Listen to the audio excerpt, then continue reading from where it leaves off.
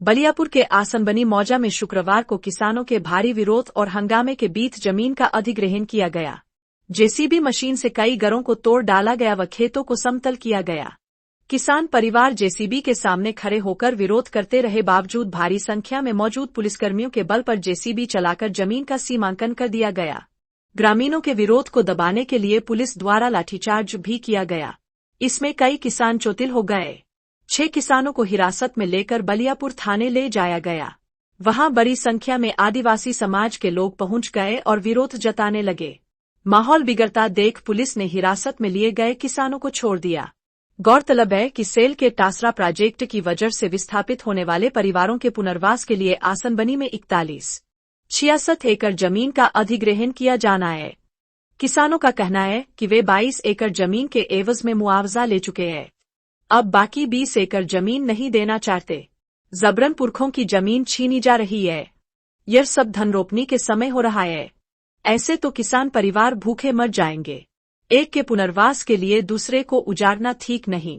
अधिग्रहण के दौरान भू अर्जन पदाधिकारी राम नारायण खालको, सिंदरी डीएसपी आशुतोष कुमार सत्यम, सीओ प्रवीण कुमार सिंह, थाना प्रभारी आशीष भारती, सेन के अधिकारी व कर्मी के साथ भारी संख्या में महिला पुरुष पुलिसकर्मी मौजूद रहे। किसान अमृत महतो, सुनील मानेई, किशोर महतो, निर्मल महतो ने कहा कि न तो मुआवजा लिया और न ही अधिग्रहण का नोटिस मिला, सीधे जेसीबी चला दी गई। इसके पहले डीवीसी ने भी जमीन का अधिग्रहण किया था, लेकिन उसके एवज में भी न तो मुआवजा मिला और न नियोजन।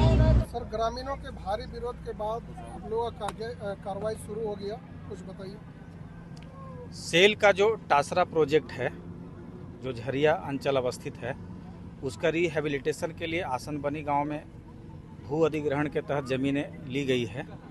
उन्हीं ज़मीनों का हम लोग सीमांकन कर रहे हैं। ज़मीन हमारा यहाँ पे लगभग 41 एकड़ है, जिसके लिए 60 करोड़ का अवार्ड घोषित हुआ है और मैक्सिमम 379 रैयत थे यहाँ पर। तो 379 में लगभग 350 रैयतों को पैसा भी भुगतान हो गया है। 15-20 रैयतों की कुछ ग्रीवांसेस थे, उनका भी भुगतान का रुपया रखा हुआ है, वो जब चाहें जाकर के ले सकते हैं। उन्हीं में से कुछ रैयत हल्का विरोध कर रहे थे, लेकिन उनको भी समझाने के बाद काम चल रहा है। कुछ ग्रामीण सर अभी भी कह रहे हैं कि हमें मुआवजा नहीं मिला, फिर भी जो है डोजर चलाए जा रहे हैं खेतों। नहीं, भू अर्जन के तहत सारी प्रक्रिया की गई है और सभी कानून के तहत ही किया जा रहा है। किसी पे कोई ज्यादती और कोई बल प्रयोग नहीं किया जा रहा है। जो 15-20 रैयत जिन्होंने पैसा नहीं लिया है, कुछ ग्रीवांसेस थे उनको भी जल्द ही भुगतान कर दिया जाएगा।